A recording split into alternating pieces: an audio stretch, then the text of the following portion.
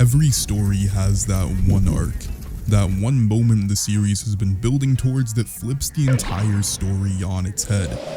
An arc that can take a good or even great series and transform it into something spectacular. An arc that could be considered the greatest of all time and completely change everyone's perspective on the series. Some arcs that immediately come to mind are the Chunin exams, the Dark Tournament arc, the Chimera Ant arc, and the Golden Age arc. But those arcs aren't what I'm here to talk about. Today I'm going to discuss one of the best and most revolutionary arcs I've read in recent memory. An arc that was non-stop fire from start to finish, full of deep themes and ideologies. An arc with long-lasting implications that would change its series forever. This set of chapters that shifted the conversation around Jujutsu Kaisen from being one of the best new series to being one of the best series ever. On October 31st, in the Tokyo Metro Shibuya station, a truly terrifying incident would occur. A huge and commonly overlooked component of an arc is everything that happened before it. How were the events of the arc foreshadowed to, and does it make sense within the confines of the story? One common criticism I hear about Shibuya was that the buildup was rushed, but that's actually what was so good about it. As readers, we felt like the main characters did, like this attack came out of nowhere and that the arc was just sprung upon us. And that's exactly how we were supposed to feel, because the Shibuya arc was an ambush. It was a plan set in motion by Kenjaku in order to catch the sorcerers off guard, but to say the buildup was lacking or came out of nowhere is just flat out wrong. The Shibuya incident was an event that has been brewing since the beginning of the series, and while the hints were unbeknownst to the sorcerers, the details were scattered all throughout the manga for us as readers to pick up on. And we can see the foreshadowing to Shibuya as early as chapter 10 when the main villain group was introduced. Upon their discussion, Jogo starts talking about his vision for curses in the future, and how the humans are actually the wicked ones that need to be replaced. This serves as some good exposition for the curse's motives. Then at the end of the conversation, the framework for Shibuya starts to get set into place. Kenjaku tells the curses that in order to achieve their goal, they would need to satisfy two conditions. The first being that they have to get rid of Gojo, and the second that they need to make Sukuna an ally. He even goes on to tell them that they wouldn't be able to defeat Gojo, so they need to use a special grade cursed object like the Prism Realm to secure him instead. Jogo had some opposition to this plan. He thought that he would like to keep the Prism Realm for himself, so he decided to attack Gojo, which, as we all know, ended pretty badly. After the fight, Kenjaku uses this experience to further push his plan. He tells them that they would need to exploit every single advantage in order to seal Gojo, telling them that they would proceed with their plan on October 31st in Shibuya. The next step of their plan took place after the Junpei arc. Mahito tells everyone after fighting Sukuna that he realized just how valuable he would be. So in an attempt to try to get Sukuna on their side, they would set out to collect all of Sukuna's fingers and offer them to him. Coincidentally, Jujutsu High had already gathered 6 fingers, so all the curses needed to do was steal them.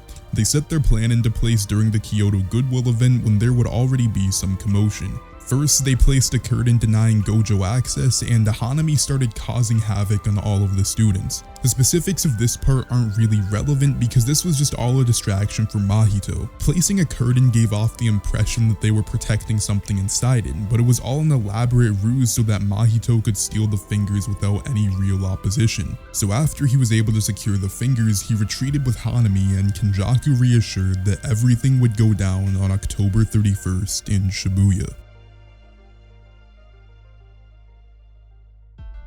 The time had finally arrived for the curses to commence their plan, and as you know, it consisted of 2 main steps, with the first being to seal Gojo. This section of the arc served as a perfect deconstruction of Gojo's character, which was enhanced by the fact that it was placed directly after his flashback arc. Since the start of the series, Gojo has always been portrayed to be the strongest, so getting rid of him would present quite the challenge. And interestingly enough, there seemingly was no way they could defeat Gojo, at least physically. because even if all the curses teamed up, Gojo would still win. So in this situation, the only person that could beat Gojo was Gojo. The curses had to come up with some creative way to mentally tax him and prevent him from going all out, which granted Gege the perfect opportunity to explore Gojo's mental state. The first thing that was immediately focused on was the fact that Gojo was somewhat isolated in his power. Upon his introduction in the arc, he was depicted as being on top of the food chain or above everyone else. This is beautifully shown just by seeing him walk on top of everyone's heads. Kenjaku then hones in on this point even more by posing the question, do you know when Gojo is in his element, then answering it himself by stating he works best when he's alone. Knowing all this, the curses finally figured out the best way to stall Gojo and prevent him from displaying his full power. They placed a curtain around the train station that kept all civilians locked inside it. Gojo was always slowed down when there were people in the way, and because they're all civilians, he wouldn't be able to use his curse technique while assuring there would be no casualties. The curtain also made sure that if he used his domain expansion, a ton of civilians would get crushed in the process. This is exactly what I meant by the curses needing to mentally defeat Gojo. Because he's not physically restrained, at any point he could kill all the curses, but that would also mean the civilians would go with them. The fight finally starts, Gojo arrives, and as soon as they start to clash, Jogo tells him that if he tries to escape, they would kill all the civilians. As Jogo and Choso attack Gojo, they just start mindlessly killing bystanders, paying no mind to the destruction they cause, again, all for the purpose of mentally tiring Gojo. Seeing that he's now encountered Hanami 3 times, Gojo makes him his first target. He rushes him and he's able to defeat him pretty easily. But in the meantime, Jogo and Choso are still killing civilians. And even though they've already killed so many bystanders, Kenjaku still isn't satisfied and he thinks everything's still going a little too easy for Gojo. So they decide to enact the next phase of their plan, and it takes shape when Mahito arrives and releases a train full of transfigured humans. Mahito's monsters are just indiscriminately killing everything, trying to stress out Gojo and make him fully concentrate on the situation and debate what to do. But Gojo being Gojo did the unthinkable. He used his domain expansion for 0.2 seconds to kill all the transfigured humans and only temporarily injure the civilians. Although this was unexpected, it still worked out perfectly for Kenjaku. After making Gojo so stressed and having him fully concentrate on his domain, he appeared in the form of his former best friend. With everything that already happened, this fake Ghetto's appearance was enough to keep him distracted just for long enough so that Gojo would be sealed in the prison realm. And with that, the curses had completed the first step of their plan. They've gotten rid of and completely sidelined the strongest sorcerer ever, the main person that would cause them any sort of difficulty. Gojo being sealed created such an interesting dynamic for the rest of the arc, and really the rest of the story. Having the strongest being alive and on your side was obviously something that was going to have to change, so Gojo being sidelined at some point was really inevitable. But the idea of having your strongest ally being a hostage was also a breath of fresh air. The other really important thing about Gojo being sealed is what it meant for the Jujutsu world as a whole. It wasn't a situation where Gojo needed to be freed just because his friends wanted to save him. Him being out of the story pretty much ruined the balance of power. Gojo was so strong that his presence alone stopped a lot of things from happening. First of all, he was the only person vouching for Yuji, and with him being gone, the higher-ups immediately wanted him dead. Characters like Principal Yaga that were formerly untouchable due to their relationship with Gojo were also killed. But I'll talk about that a bit more when I discuss the aftermath of Shibuya, because we still have to talk about the most important part of this entire arc, Yuji. With Yuji being the main character, it's no surprise that Shibuya had such a lasting impact on him. We can look at Yuji's growth and experience through the lens of 2 relationships, the first being his view on mortality through his relationship with Sukuna, and the second being his relationship with Mahito. After Gojo was sealed, the curses felt that power was pretty much balanced between the curses and the sorcerers, so they decided that they didn't really need to ally with Sukuna, and instead wanted to kill Yuji due to some personal grudges. Both Mahito and Choso said that they would kill Yuji, but Jogo said he would try to recruit Sukuna if he found Yuji first. Unfortunately for Yuji, Choso ended up finding Yuji and defeated him handily, leaving him on the brink of death.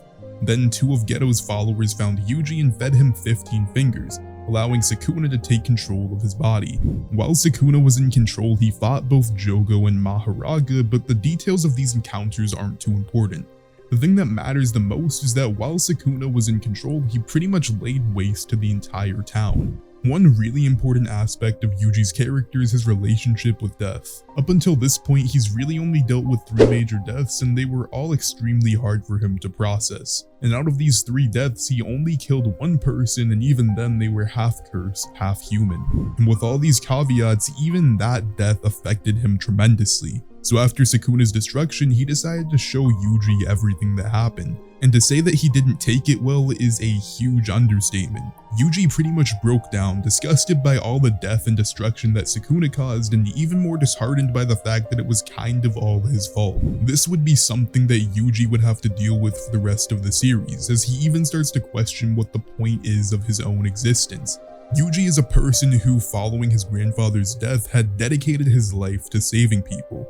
And even though the situation ended up getting complicated, he thought by being the host of Sukuna, he would be able to save people by doing something that only he could do. But now seeing all the destruction Sukuna caused firsthand, Yuji had to wonder whether him being alive was worth it. So at this point, Yuji just needed to get his mind off things and needed to ease his conscience. Seeing all the bad that was indirectly caused by him, he needed to fight and do something good, almost to prove to himself that there was a reason to live. So he ran into the train station to see if there was some sort of way he could help out, but unfortunately upon his entrance he ran into Mahito and witnessed him kill Nanami. Yuji and Mahito's dynamic has been a staple in the series since the beginning. Seeing him kill Nanami only served to worsen Yuji's mental state and also bring up memories of everything that happened with Junpei. And in a very similar way to Gojo's fight, this one is also kind of a mental battle. Mahito wants to completely defeat Yuji both mentally and physically, while Yuji is fighting to prove to himself that he deserves to live and that he's not a monster like Mahito. Their ideologies clash instantly as soon as they start to fight when Mahito uses his transfigured humans. Yuji asks Mahito how he can just play with people's lives without any regard, but Mahito just responds saying that Yuji is simply just too nice. He says that there's no point in looking remorseful and that Yuji is the same thing as him. He tells him that Yuji has to accept that in order to defeat him, and to a certain extent Mahito is both right and wrong. While Yuji doesn't have any ill will, his actions do have consequences that negatively impact a lot of people and curses alike. In this framework, this clash of ideologies is really the center of this fight. Throughout the battle, we see Yuji evolve both physically and emotionally. The whole point of this is him trying to figure out who he is and what his place is in the world. And through doing this, he also has to accept that he's not a hero, because at this very moment, Yuji isn't fighting for the sake of anyone else. He's fighting to satisfy his own need for revenge, and he's fighting to prove to himself that he deserves to keep going.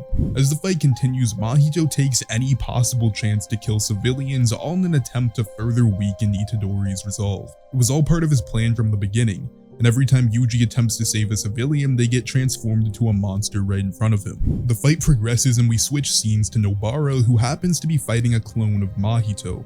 She ends up landing a hit on Mahito's clone, which stunned the real Mahito that Yuji was fighting. Yuji recognized that this was her technique impacting Mahito and was relieved to know a familiar face was doing well, and her presence somewhat saved him from the dark path he was going down, being a glimmering light on his pitch black journey. But as I already established, Mahito wanted to completely defeat Yuji. So Mahito's clone started running towards the original, luring her towards Yuji. He switched places with his clone and killed her right in front of Itadori. Now I know that Nobara most likely isn't dead, but this doesn't matter right now. At this moment, Yuji thought she was gone forever. His resolve was completely broken and Mahito only added more anguish into the situation by hitting Yuji with a black flash. He criticizes Yuji's weak resolve, telling him that this was a war for curses, not just some battle, but a clash of truths. The point that Mahito was trying to get across is that from his perspective, neither of them is fundamentally right or wrong.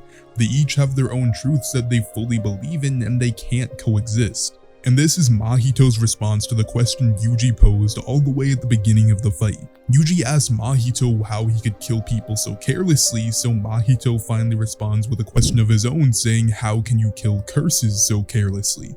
And to a certain extent, his point is actually valid. If a human doesn't care how many curses they kill, why should a curse like Mahito care how many lives he tampers with? And at this point, Yuji was completely broken. So to a certain extent, Mahito had won the fight right here. Yuji says he can't fight anymore, and he was really just making an excuse by flaunting phony conviction. He finally accepted that he wasn't above anyone or anything else, and that while he may have had some conviction, it was really just an excuse all motivated by his innate desire to live. And really, all hope was lost at this point for Yuji, but Todo shows up. And I just want to emphasize the point that if Todo did not show up in this exact moment, Yuji would have most likely died. But because Todo appeared exactly when he did, he's able to inspire Yuji to keep going. It's not some sort of cheap inspirational speech because Yuji doesn't actually accept anything. He doesn't understand what's happened to him so far, but Todo tells him that he has to keep moving. Right now isn't the time to think about anything. He can think about everything that's happened and try to process it later, but for now he just has to keep on pushing forward. Todo tells him that pushing forward and not giving up is his punishment for living, and that this is what he has to do as a sorcerer that hasn't died. So with this piece of information, Yuji finally has everything he needs to get up. The fight progresses more, and unfortunately Todo ends up losing his hand. Afterwards, Yuji lands a black flash on Mahito, who is now in a really bad state. He's completely run out of transfigured humans to use, and Yuji finally accepts his role in the world. He says that he's probably nothing more than a mere cog, and more importantly than that, he said he was just like Mahito. He didn't need a reason to fight anymore, but he would kill Mahito no matter what. The now battered and bruised Patch-Face Curse tried to escape, running towards Kenjaku, but instead of receiving help, he was devoured, and this was the conclusion to Yuji's fight with Mahito. Throughout the arc and throughout this fight in particular, we really got to see a deconstruction of Yuji's character, his ideologies, and pretty much everything he stood for. It really served a fitting conclusion to the Yuji and Mahito saga, and it also helped further mold Yuji in the character he is today. I've already talked about both Gojo and Yuji at length, so now I'm gonna pass the torch to the Broken Ronin to discuss another very important character in Shibuya. When it comes to Megumi Fushiguro throughout Shibuya, his change or character arc throughout these 50 chapters is a much more subtle one, especially when directly compared to someone like Yuji Itadori or Mahito, who were key figures in this arc. Megumi's characterization almost seems non-existent if you aren't intentionally searching for it, once again, when directly compared to these very important characters. However, once you acknowledge his existence, an overarching theme and subtle change is highlighted in his actions. Throughout the entirety of Shibuya, Megumi is portrayed to not only be much more competent as a Jujutsu sorcerer than before, but he also places his own personal set of values and life on an even higher pedestal than he did before, showing that his evolution in the Cursed Womb arc wasn't just a temporary spur-of-the-moment change. He, at many times, shows that he had taken both Sukuna's and Gojo's words to heart, as in instances like the Dagon and Toji fight, we get little bits of dialogue showing that steady, yet substantial growth is flourishing within Fushiguro. In both of these fights, he either mentions that he's willing to risk his life without throwing away, being a not-so-subtle callback to what Gojo said to him during his training, and he also mentions that in the fight versus the powerhouse known as Toji, if he wants to win, he cannot stay complacent with his current power or mindset, and has to visualize winning against his opponent. These two very small and unnoticeable bits of dialogue show quite large amounts of growth from the Megumi of chapters before, who would run or sacrifice himself in the presence of someone stronger than his current self. While he does have two moments in this arc where the idea of Maharaga being summoned is mentioned, he only does this after he thinks he has exhausted literally every other option. Against Toji, Megumi struggles to find another way to fight against such a fast and powerful opponent in the state he's in, considering that his quite well thought out plan failed to work, and rather than immediately prepare to summon the most volatile Shikigami he has in his arsenal, he merely tosses that idea around in his head. And versus Haruta, Megumi does still bring out Maharaga, however at this point I feel just about every other option was truly exhausted. He was damaged from the sneak attack from Haruta, out of cursed energy, and just generally exhausted from his Toji and Dagon encounter, and he makes sure that he can take his enemy down with him. He still hasn't matured completely at this point in time, however the growth is definitely there. In my opinion, Akutami is able to accomplish three things for Megumi within this arc that is going to be essential to the quality of his character when everything is said and done. The first and most obvious thing is showing development. As I established before, the Megumi in the beginning of the series and the Megumi now are almost completely different entities in terms of both mindset and power. Akutami is reminding of this throughout the Shibuya incident arc. The second second thing is setting up his room for improvement in further arcs. If we know that in the background he is doing everything he can to grow stronger and imagine better versions of himself, it allows for powers and techniques to be developed or cultivated in the background without them having to be explicitly shown or demonstrated to us, without them feeling like they come out of nowhere. And the third and final thing this does for Fushiguro as a character is show how much room he has to grow. By giving us Mahoraga, giving us his incomplete domain expansion once more, and withholding from us the rest of his Shikigami, he is implicitly stating to us that in future arcs he will still have room to grow and develop, similar to how Yuji did in this arc. Now unfortunately when it comes to Nobara, she was in a pretty weird spot this arc, and in the series in general because she doesn't really matter. This isn't to say she's a bad character, in fact she's one of my favorites, but she doesn't really have a place in the overall narrative. With Yuji being the main character and having direct ties to both Sukuna and Kenjaku, obviously he matters. Then you have Megumi, who Sukuna is very interested in, and Megumi also has the potential to surpass Gojo. He also matters, and there's a clear path for him for the rest of the series. There's Gojo, who's the strongest entity in the verse and not only serves the role as their teacher, but also has direct influence over the entire sorcerer world.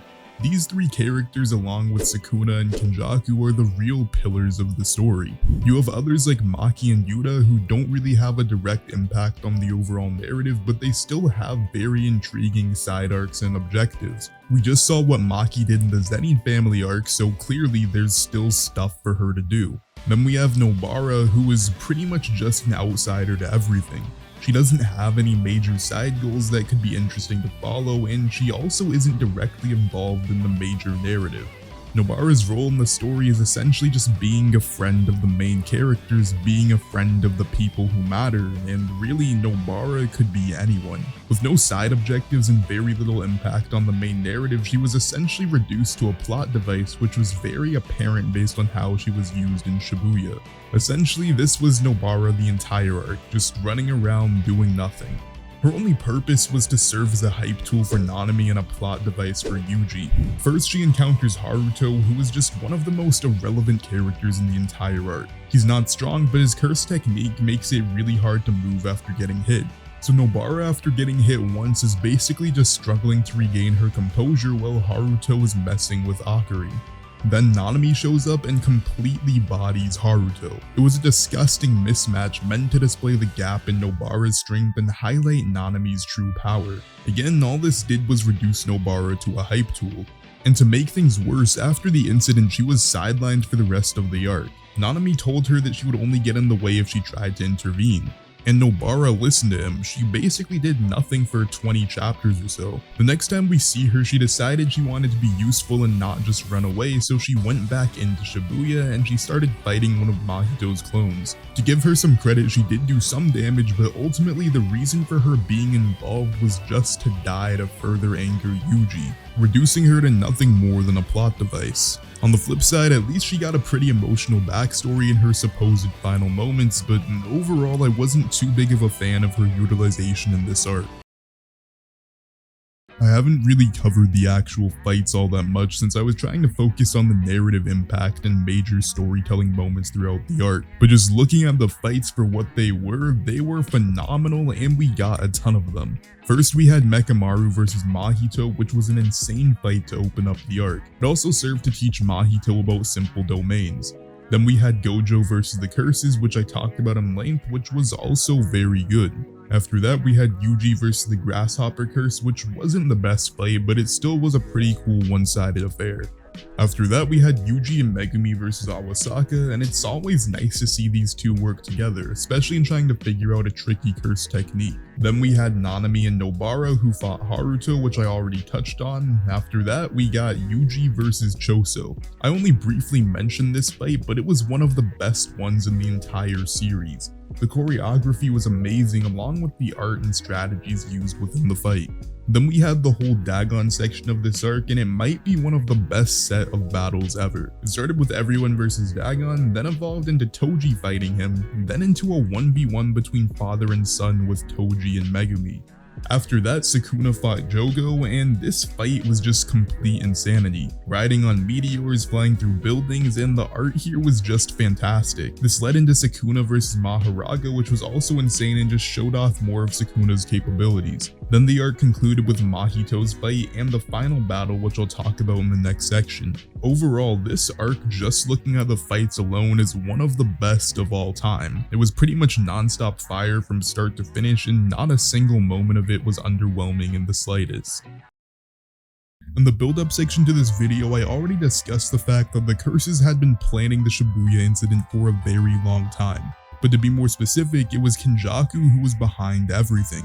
It was his plan to capture Gojo and form an alliance with Sukuna. I'm gonna have another video out very soon going into detail about Kenjaku's motives, but the abridged version is that he wants to recreate the Heian era in order to further evolve cursed energy. We finally start to see his true colors in the big final battle of the arc, where Kenjaku consumes and steals Mahito's powers rather than saving him. He then proceeds to demolish all of the sorcerers with the help of Uraume until Yuki arrives, and even then, Yuki really couldn't do anything to stop him, so Kenjaku was able to bring about a new golden age of cursed techniques. The implications of this final battle would lay the framework for the next arc and potentially the rest of the series. This one arc completely shook up the world of Jujutsu Kaisen, and the series can never be the same after it. First off, the amount of deaths in this arc on both the sorcerers and curses side was unprecedented. Jogo, Hanami, Dagon, and Mahito were all killed, and these four pretty much made up the entirety of the villain cast for the first half of the series, with the only antagonists still remaining being Kenjaku, Sukuna, and Uraume. On the flip side of things, Nanami, Naobito, and Mekamaru also died on the sorcerer's side, and on top of that, Gojo and Nobara were put out of commission for the foreseeable future. Needless to say, a lot of people died and a lot of stories were wrapped up in this arc. The craziest part about all of this is while those deaths were super important in their own right, they don't even compare to the now forever scarred society of Japan. During the Shibuya incident, thousands of people were killed. Barely any civilians that were in the city escaped with their lives. Then in the aftermath, Kenjaku only made everything that much worse. During Kenjaku's final act, 10 million curses were also released into Japan. This just caused even more havoc and devastation. The entire country was full of curses, leaving most of it as a desolate wasteland, with only a handful of municipalities being unaffected by the curses. So at this point, the sorcerer world has now leaked into the world of an average citizen, fully changing the series as we knew it. And again, while that is bad, it gets even worse, because that was just all for the civilians. Things were even harsher for our main characters in the sorcerer world. Earlier in this video, I mentioned Gojo's disappearance had a large impact, and this is where it started to take place. Gojo was so powerful to the point that his existence alone countered all of the higher-ups in the sorcerer world. So after Gojo was sealed, they framed the Shibuya incident as his fault and said that he was Geto's accomplice. Framing the incident this way, they made it illegal for anyone to try to release Gojo. With him being gone, there was also no one left to vouch for Yuji, so he was set to get the death penalty. Now our main character was on the run. Everything he was doing was considered illegal, and there is no longer any school setting in Jujutsu Kaisen. That part of the story is over. Everything that happens from this point forward really matters, and the story finally has an end goal in mind. Gojo needs to be saved, and Kenjaku needs to be defeated. I guess you could say Shibuya really changed everything. Thank you all for watching. I know I glossed over a lot of stuff, but this video wasn't really meant to be a recap of the arc. However, I may or may not have one of those in the works. I truly think that the Shibuya arc is one of the best of all time and needs to be thrown into that conversation. If you made it this far, you already know what to do. Hit that like button, hit that subscribe button, and I'll see you in the next video.